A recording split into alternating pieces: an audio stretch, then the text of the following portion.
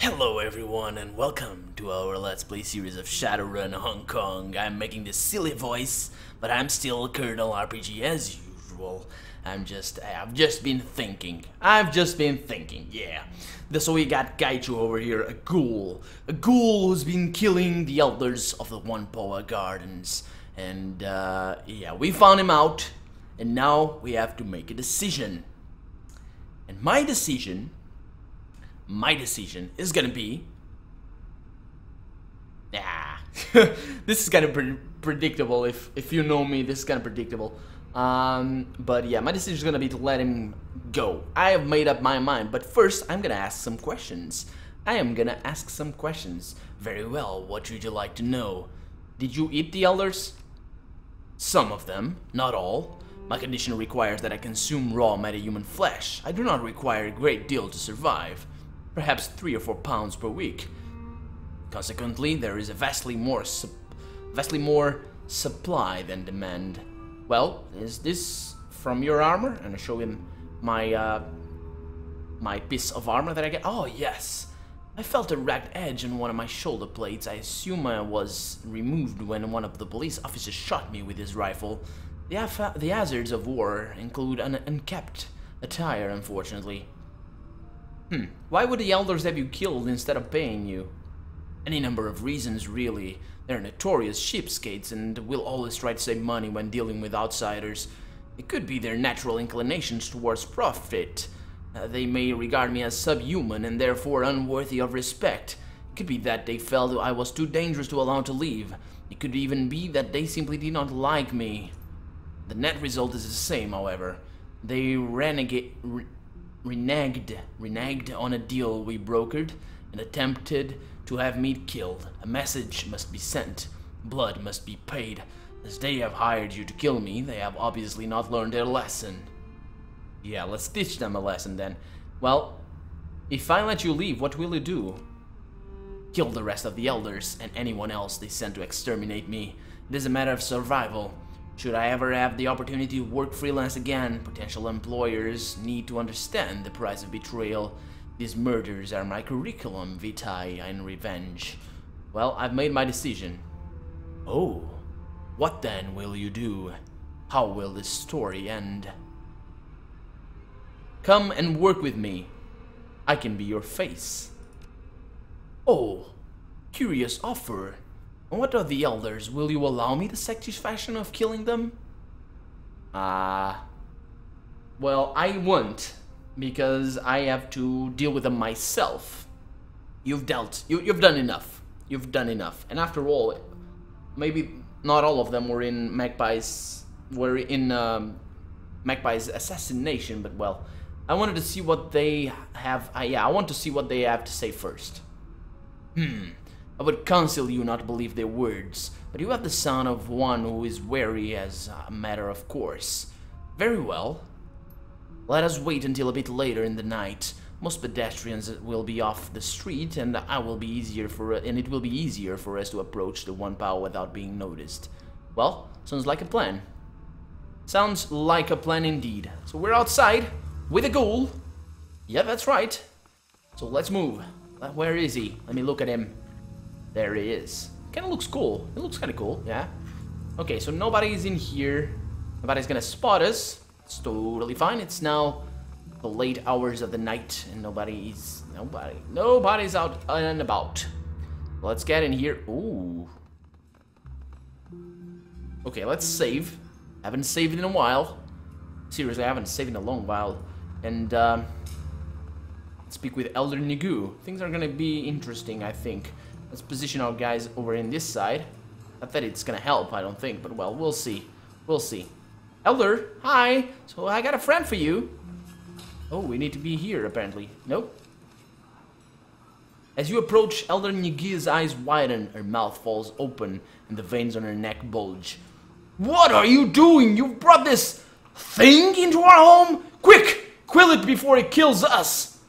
Porter hefts his pistol warily, but he does not aim it at anyone. Yeah, I have to say, this is a good idea. Why the hell is a ghoul in here? And why is it wearing armor? Call yourselves. I am not an it, and your elders know this. intimately. Geicho bares his teeth in a rictus grin as he turns to face Nige. Good evening, Elder Nige. I can smell your fear, and I'm glad of this. It means you are learning the price of betrayal. Whoa, whoa, what the hell is going on here? Can somebody explain to me why the ghoul is talking? Yeah, well, Geicho had a contract with the elders, and they betrayed them. You dare to accuse us of conspirating with a monster and covering it up? You're insane! The very idea is preposterous. Preposterous. Yeah. Is that how you pronounce it? Preposterous? I think it is. Jordan nods at the elders, looking back to you with a wary expression. I'm interested to hear what kind of evidence you have to support his theory, Seal. As far as I can tell, this monster killed Tong and the others, and that makes him a threat that should be eliminated. Yeah, the elders illed Geicho to kill Elder Magpie and make it look like she disappeared.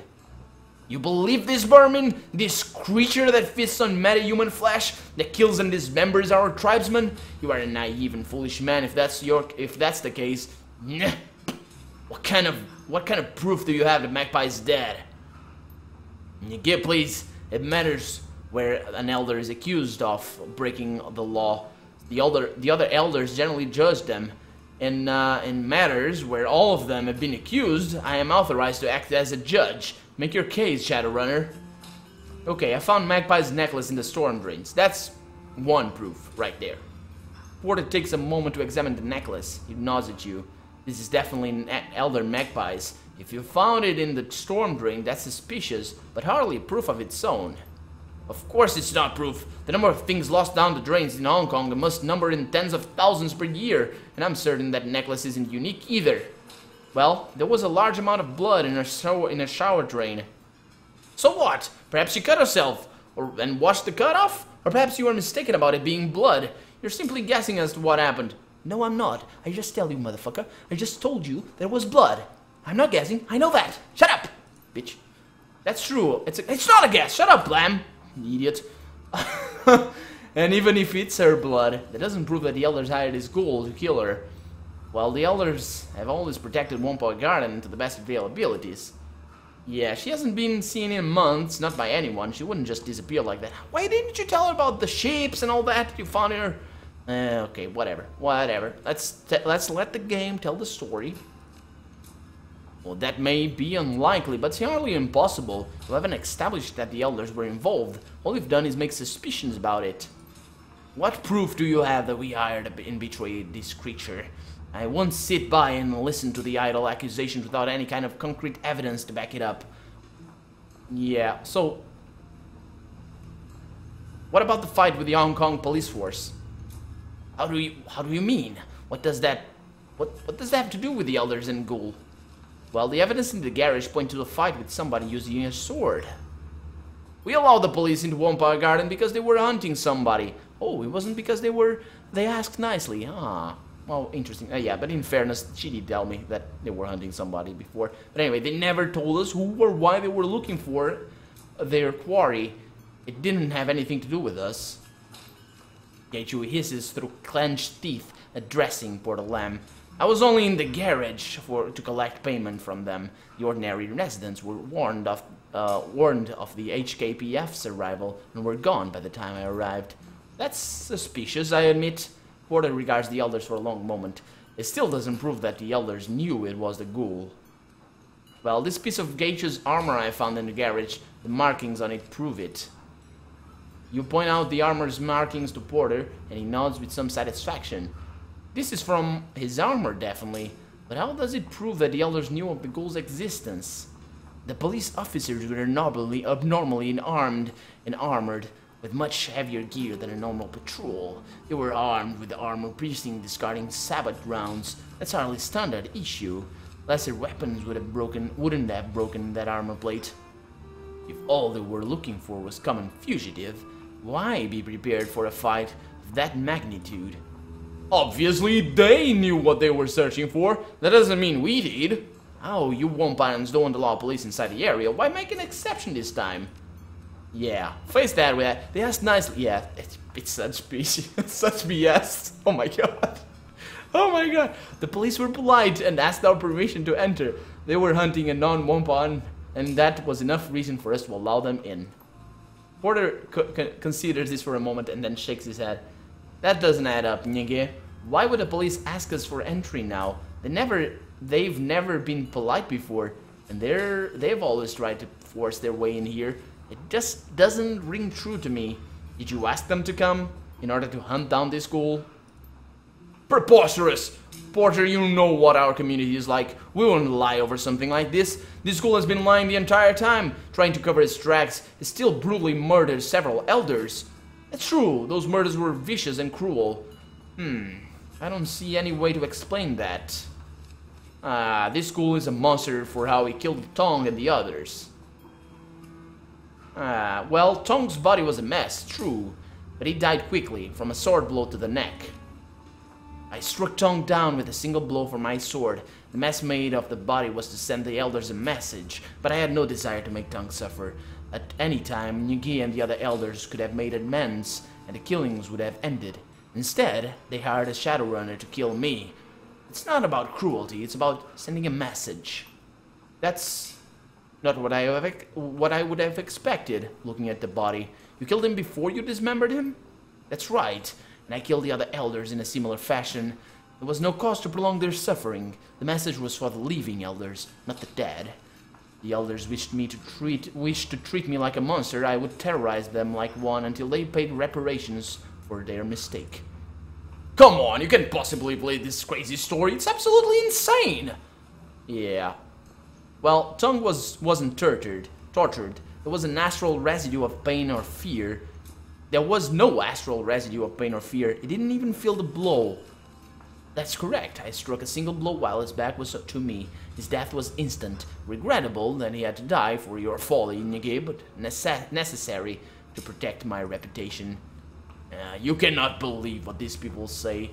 They are not to be trusted, and even if this is true, he still killed Tong. Oh, so even if this is true... No, let's focus if it is true, and then we'll deal with his murders. We'll see about that, how that goes. But first, if this is true! Porter looks back at Nyege, his expression flat and without emotion. Maybe so, Nyege, but a monster would not take Tong's suffering into account. He may be a killer, but he's not heartless. Well, the scene of Tong's murder, like the others, was a deliberate sham. It was made to look more horrific than it was. I believe you. The blood smeared on the walls, the removal of the skin, that's a scene designed to evoke horror, not the scene of an actual fight. Elders, what do you have to say in response? This is a farce. We have dedicated ourselves to protecting the One Power tribe and everyone who lives in the One Power Garden. Do you really believe outsiders and monsters over our word?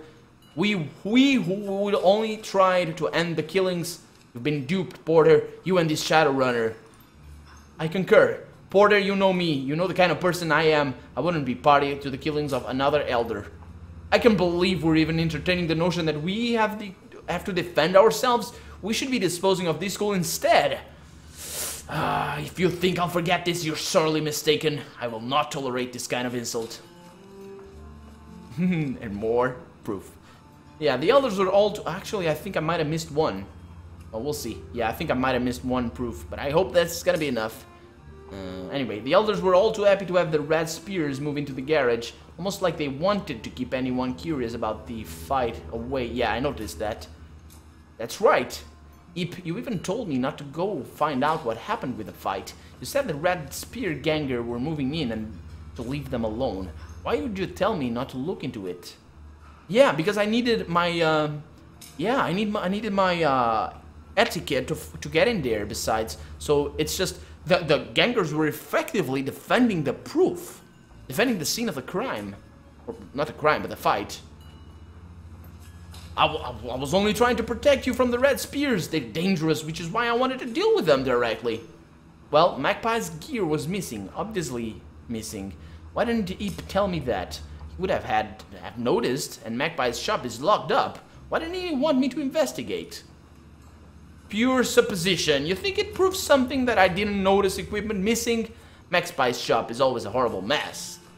Thank. You did a full inventory of Magpie's Matrix server. You assured us everything was running fine and you would be able to continue her work.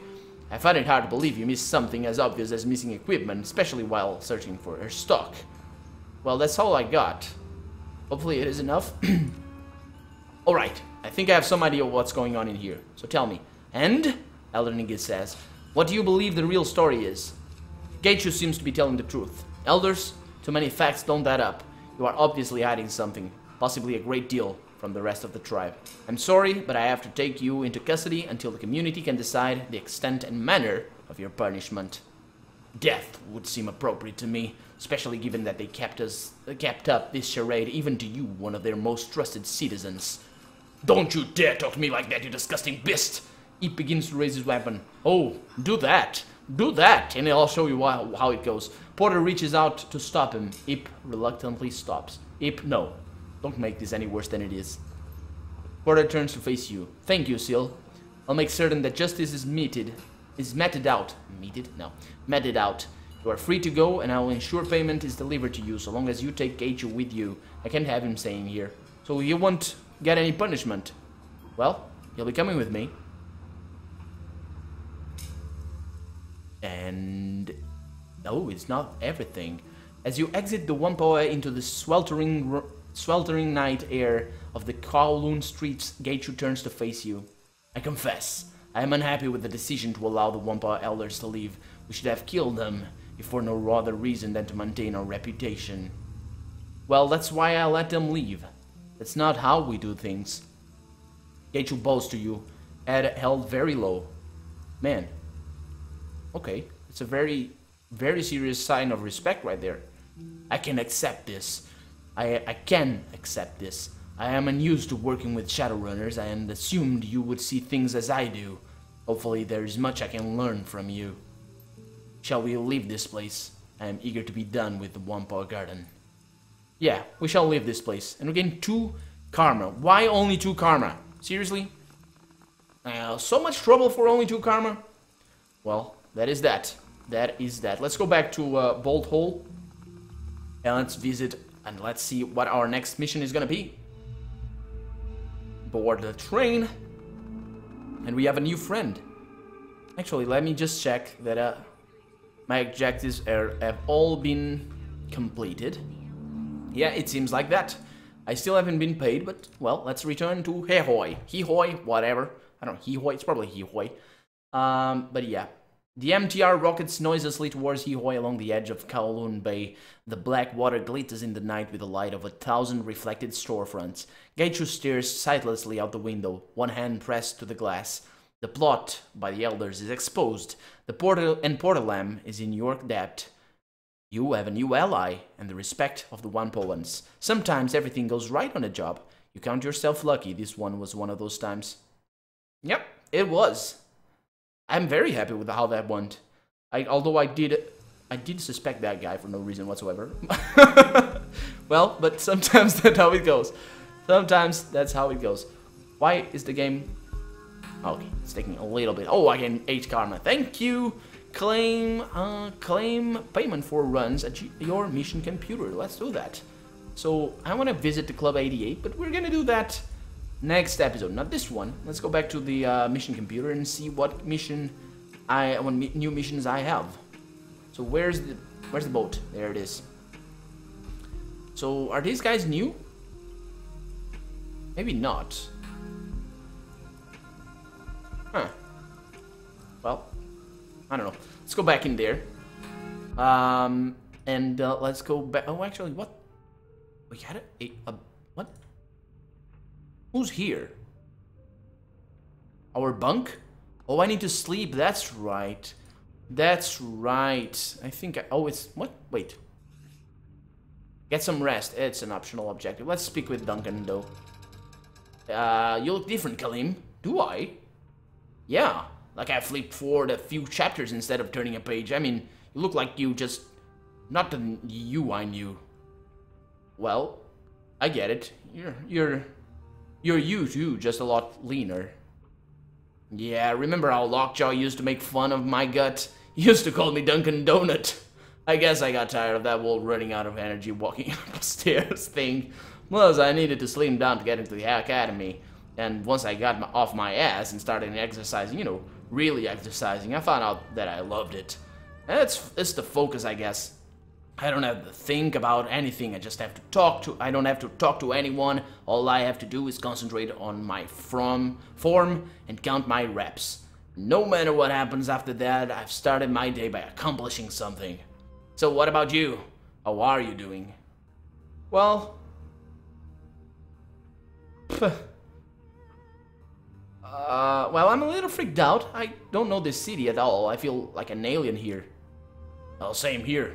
I may look like I belong here, but I feel like a complete outsider. Regardless, you're good at running this crew, Kalim. But I still don't completely understand. What do you get out of being a Shadowrunner? Man, I don't know. Oh, I have no idea, really. Freedom, I guess. I'm not a cog in the corporate machine. Yeah, that's probably it. Sure you're not. Come on, Kalim, of course you're a cog. Everyone's a cog. Whether you're working for them or consuming their crap, getting brainwashed by news media that they control, voting for the people that they put in front of you, or being policed by the people that they own, you're a cog. And you're the lowest kind of cog. Shadowrunner, disposable asset, seamless. Slithering through the cracks of society, doing jobs that are too dirty for the corps to do themselves. You don't even appear on a corporate balance sheet. Well, I'll call my own shots. Take the jobs I want. Actually, I take every single job. We'll see how that goes really later. Yeah, but yeah, it's actually a good response. Runners can be more than that. They can move their own agenda, fight the power. I've never heard a story where a Shadowrunner did something other than kill somebody, steal something, or perpetrate some sort of shady shit. But good luck with that. Well, I want to talk about you and me. Yeah, I guess now's as good a time as any. You start. Well, you're not acting like the Duncan Wu I grew up with. Maybe you decide to become a cop? What made you decide to become a cop? I needed structure bad. You know that better than anyone. I was already hardcore when we met, Mr. Ultra-Violence. I'd do anything to get a rise out of the guys I was rolling with. Gouging eyes, inverting knees, curb stomping. That shit got me shears. I was just like a pit fighter, bloodletting for the crowd, and I learned to enjoy it. But I never learned how to block out the memories of their screams when I was lying in the bed at night. The guilt started eating me alive, and then I was scared to be alone with my thoughts, so I tried to drown them out with all the things that you drown things out with. So, really? Well, I remember that you were pretty messed up when we met. Yeah, I was. But I got a lot better when we found a squad together, and even better later when we went to live with Bray. I was still a violent son of a bitch, but basically under control. That was because of you, Sil. You were the voice of reason. And the brains. Me? Well, that sounds about right. Of course it does. When we ran streets together, I was the muscle and you called the shots. You pointed and I hit. But later, after Ray got me some counseling, I realized that I let you call the shots so that I wouldn't have to, because I knew that that what I wanted was wrong. By following your lead, I was deflecting my own guilt onto you. It was your decision, not mine. I could just knock your heads and walk away clean, you know? Don't look at me, I'm just doing what I'm told. Yeah, and then you left. Without you there, I knew that I was in serious trouble. The poster boy for anger management issues. Raymond could provide a stable environment, a decent therapist, and money for prescriptions, but you know Raymond. He's an egghead engineer with a philanthropical streak, not the drill sergeant. And a drill sergeant was what I needed. I needed structure and discipline in a way that he couldn't have offered me. I needed a cage to keep myself in line. So I found myself a cage made of rules and procedures and training, Lone Star. Raymond helped me with my application and provided a decent character reference. I got in, and it helped a lot. Lone Star got me where I needed to be, and now it's all gone. You're back. Yeah, it's all gone, isn't it? Seems like Carter's death hit you pretty hard. Oh, man. Yeah, she was a good one. We were a real team. Joining Lone Star helped me in all sorts of important ways, no doubt about it. I really embraced being a cop. I studied my ass off, but no matter how hard I worked, I was never more than a model cop with a brutal streak. There were plenty of assignments that were perfect for a big, mean orc like me. assignments that would have fed my need to hurt people, but I met Carter about a year in and she changed things. She talked about values and goals and priorities and constructing the life that you wanted to live. She was a real trip. She sounds like a good woman. She was a cop, a partner, a mentor, and a serious badass when she needed to be, but yeah, she was a good person too. She kept me focused. When Raymond asked me to meet him in Hong Kong, I had a feeling I was gonna wind up going off the reservation if I didn't bring Carter along. And now she's gone, and here I am. Well, you only took a step off the reservation. You can choose to step back too. I mean, we're sinless, but you're still you. You can still... Yeah, you can still be the person that you want to be. If you need... I mean, I think I can provide the cage that you need. And in all seriousness, you sound like her now. With Carter, there was always a choice to be made. A positive action you could take. You've always been waiting a long time to ask me about the night I left, haven't you? I guess I have, yeah. It's about what you were doing before you got thrown into that corp facility. You said that you had a friend who was in a bind, but that was all you could say. How'd it go? Well...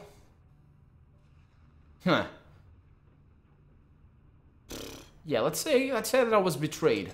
And I need to choose my background here. Yeah, let's just say that we're not friends anymore and leave it at that. Whatever you say, Kalim. So, do you ever think about when we were kids? I try not to. What are you talking about exactly? The squad in the Barrens, on Leary Way.